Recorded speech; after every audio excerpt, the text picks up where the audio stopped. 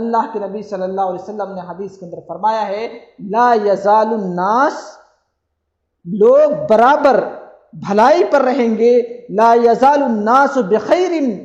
ما لم یتحاسدوا، جب تک وہ آپس میں ایک دوسرے سے حسد نہیں کریں گے۔ اللہ کے نبی نے فرمایا لوگوں کے اندر خیر رہے گی، اچھائی باقی رہے گی، بھلائی باقی رہے گی، جب تک وہ حسد نہیں کریں گے۔ حسد کرنے لگیں گے، دوسروں سے جلنے لگیں گے، دوسروں سے کڑنے لگیں گے، دوسروں کو دیکھ کر تکلیف محسوس کرنے لگیں گے، پھر سمجھیے خیر ختم ہو جائے گی۔ اس ماحول سے، اس سماج سے، اس سوسائٹی سے، وہاں سے خیر اور بھلائی رخصت ہو جائے گی، اچھائی چلی جائے گی، فتنہ اور فساد آ جائے گا، شر آ جائے گا، برائیاں جنم لینے لگیں گی جب ہم حسد کرنا شروع کر دیں گے۔ اس لیے اللہ کے نبی صلی اللہ علیہ وسلم نے فرمایا حسد نہیں کرو، حسد کرو گے تو شر آئے گا، برائی آئے گی ماحول کے اندر، ماحول بگڑے گا، گھر اجڑے گا، ایک بھائی دوسرے بھائی کو دیکھ کر حسد کرے گا، دوسرے بھائی کی دولت دیکھ کر حسد کرے گا، اس کی عزت دیکھ کر حسد کرے گا، اس کی نوکری دیکھ کر حسد کرے گا، اس وجہ سے شر آئے گا، برائیاں پیدا ہوں گی۔ لیکن اگر آپ کے اندر یہ چیز پیدا نہیں ہوتی حسد والی چیز، تو آپ اپنے بھائی کی عزت کریں گے، اس کی قدر کریں گے،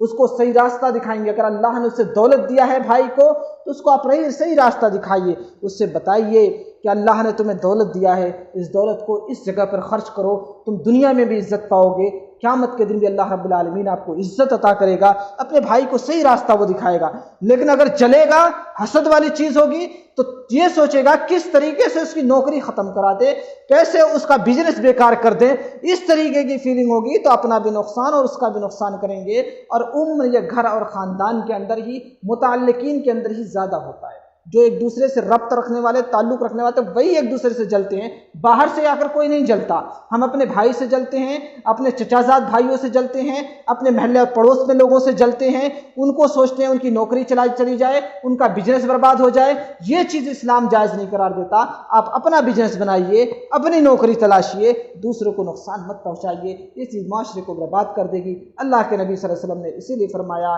لا یزال الناس بخیر ما لم یتحاسدوا، لوگ برابر خیر پر رہیں گے، بھلائی پر رہیں گے، ان کے اندر اچھائی اور بھلائی باقی رہے گی، جب تک وہ آپس میں ایک دوسرے سے حسد نہیں کریں گے۔ حسد کریں گے، بھلائی رخصت ہو جائے گی، اچھائی چلی جائے گی، شر اور برائی وہاں پر پیدا ہو